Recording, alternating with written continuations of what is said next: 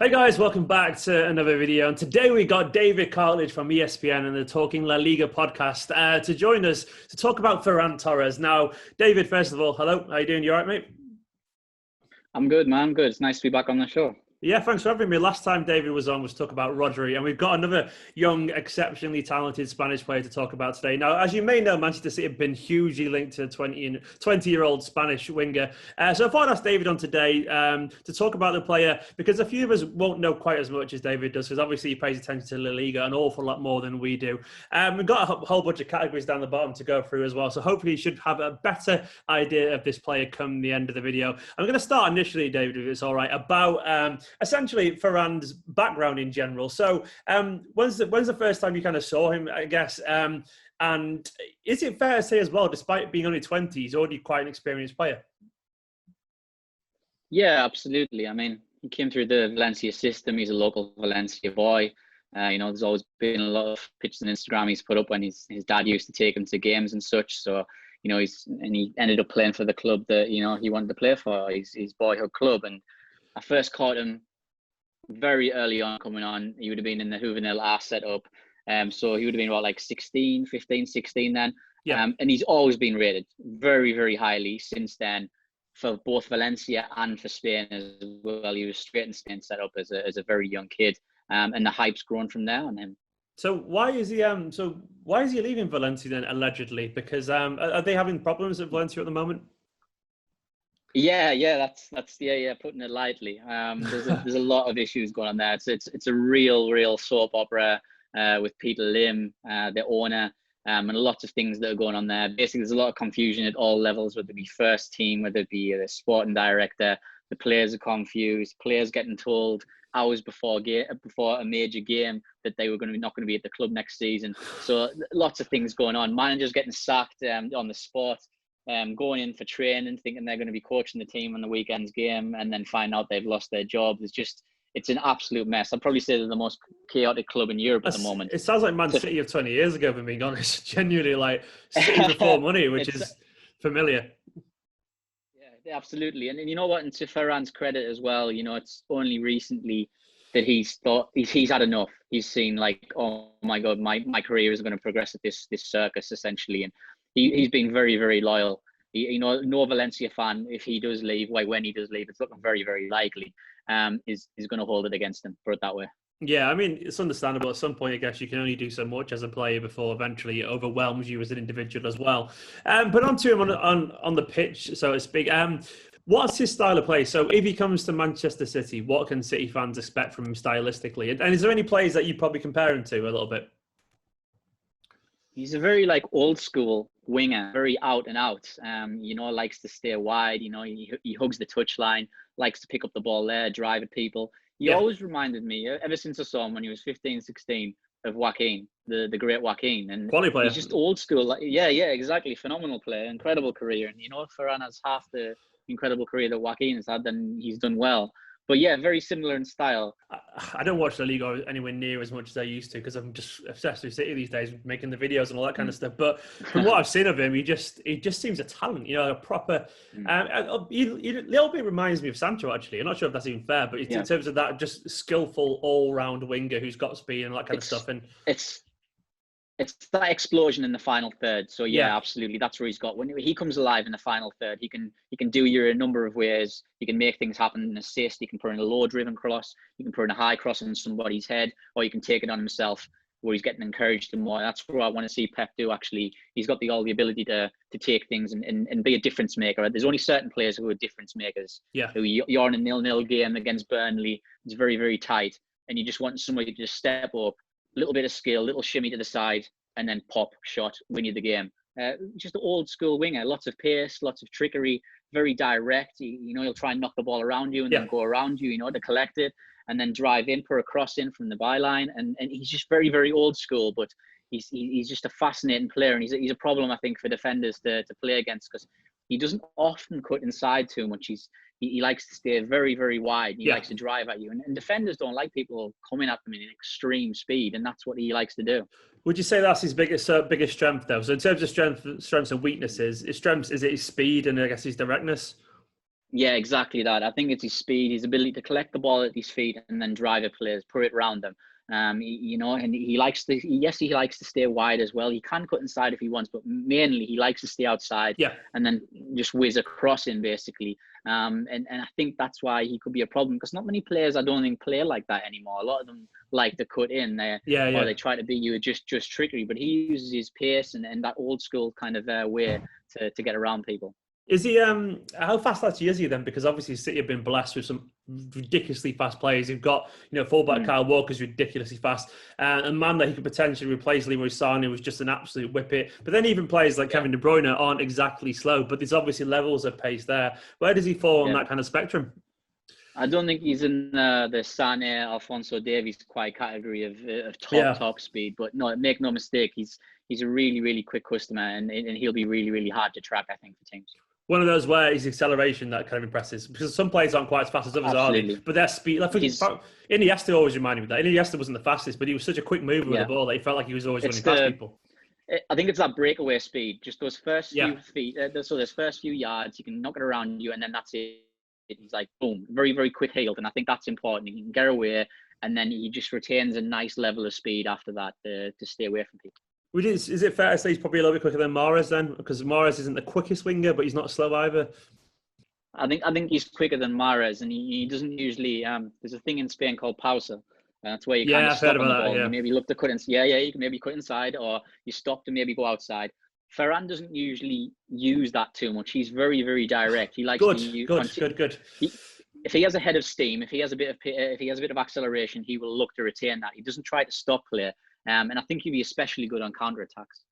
That's good, because I think that's one of the things that we, as City fans, feel like we've lost a little bit this season, because Mahrez, as quality as he is, he very much likes to slow down the play. He very much likes to have 4 or 5 touches before he decides what he's going to do with it.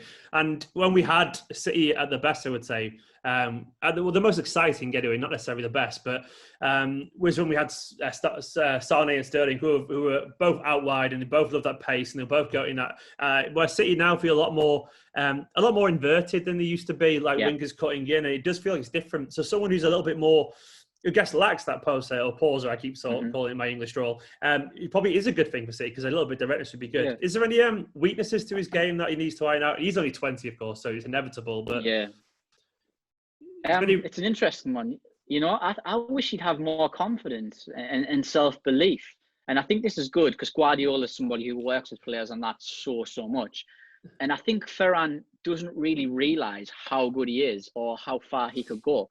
And I want him to be a bit more arrogant, a bit more cocky on the ball, and a bit more have a bit more persona on the field. And that he showed it towards the back end of 2019, I think it was. And that's when something really, really clicked for him. It looked like his game stepped up.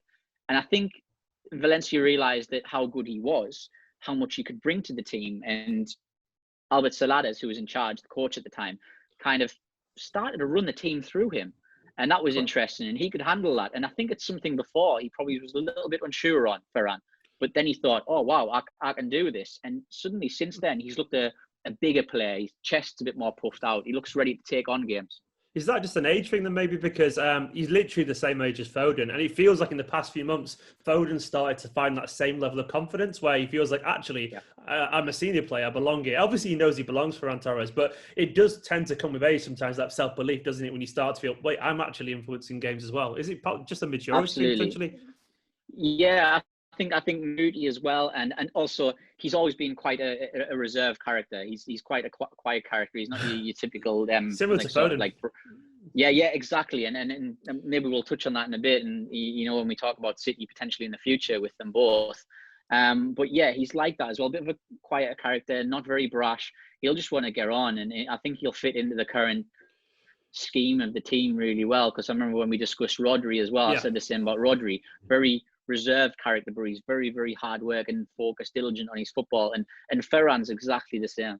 Class. I remember going back to the confidence thing. I think was it Kingsley Coman? I think it might have been him who's talked about how Guardiola encouraged him so much just to dribble, just to be himself and really get the best. And obviously, I think Sterling as well wasn't really in great form under Pellegrini for a while when Guardiola came in, and he obviously has gone up another level since then. So maybe, hopefully, he can have that same impact, I guess.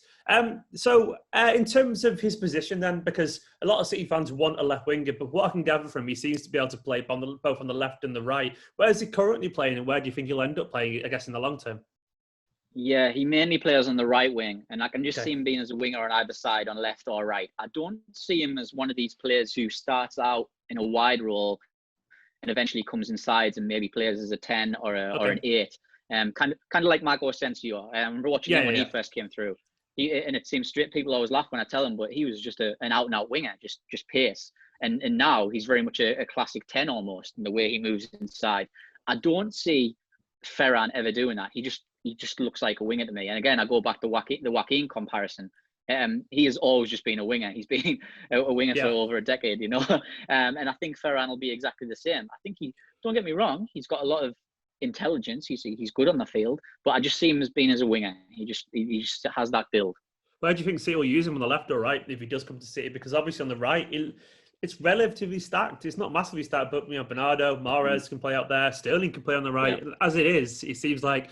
I think this is the one that's interesting for City fans, because it feels like if he's the Sane replacement and he's a right winger, what's going on there? Because Sane did play exclusively as a left winger for Manchester City. Yeah.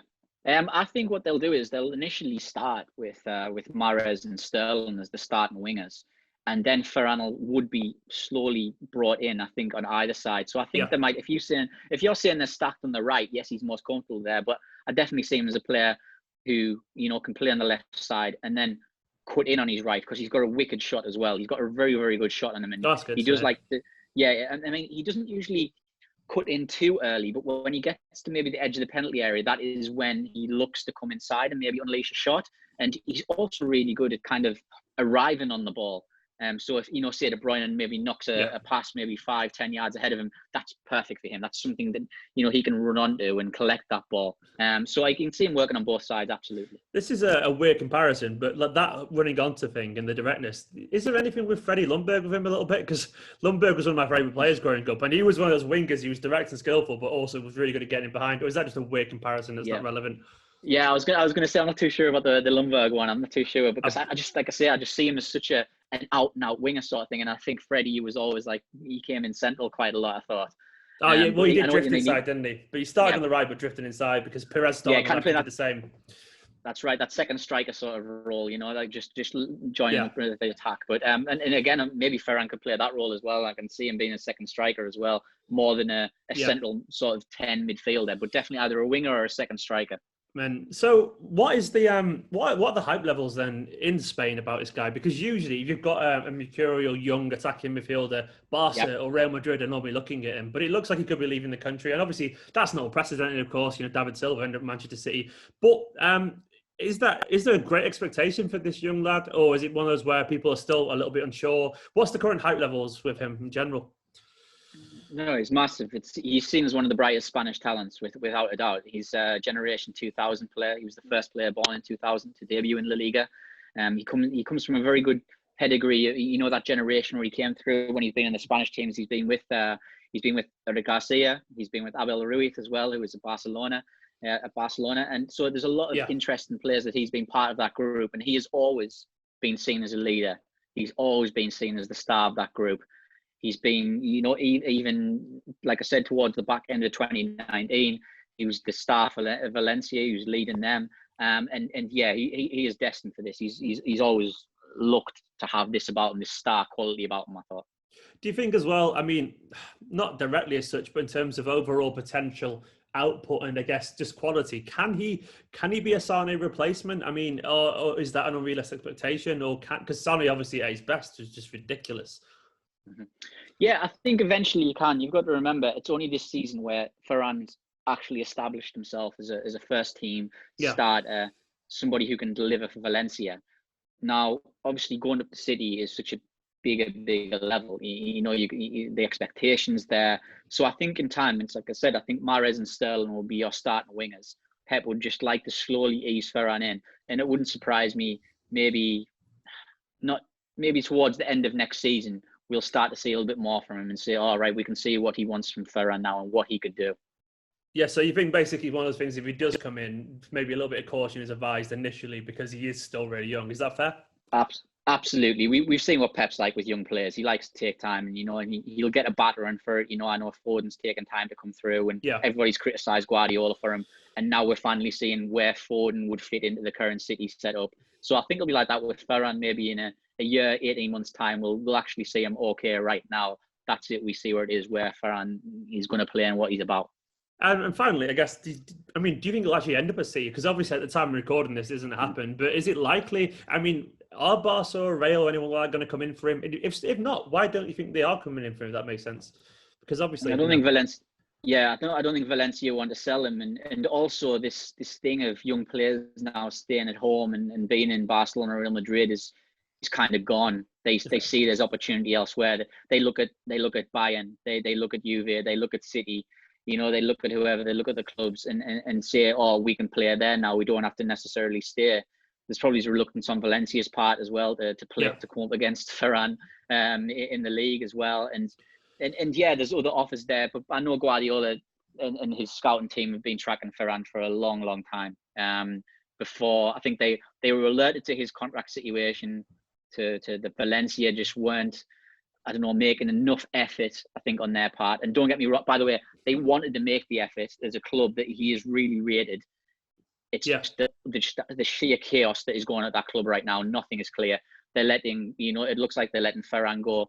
Their best, the absolute future of their club. Make no mistake, this is a situation similar to when they let Isco go. They just haven't shown him enough love. And that's where it is. Ferran was keen to sign a contract, and I speak to people firsthand who work with Ferran about this as well. This was quite some time ago, and they said Ferran was very, very keen to sign the contract with Valencia. He was happy to stay there for the next couple of years and then look at a bigger move and see how Valencia's progressed. But I think he's seen the chaos and just the distress, what's going on at the club, and thought, I don't want no part of this. My future is best placed elsewhere. He's got good people around him, family, intermediaries, friends.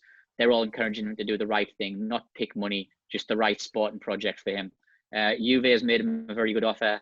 There's an offer from Bayern as well. City's offers in there. There's certain clubs that have been tracking him for a long time, but I think City have got the advantage with Pep. That sounds really, really exciting. David, thanks for coming on, mate. Honestly, loads of insight there. Learn loads. Guys, go and follow David, obviously, on Twitter. There'll be a link in the description below. And also check out his podcast. And obviously, you all know about ESPN's work and all that kind of stuff. David, thanks very much for coming on, mate. Really appreciate it. And hopefully this guy comes to City because you've got me hyped for him anyway. So once again, good to have you, mate. I'll see you very, very soon. Cheers, mate. Take care.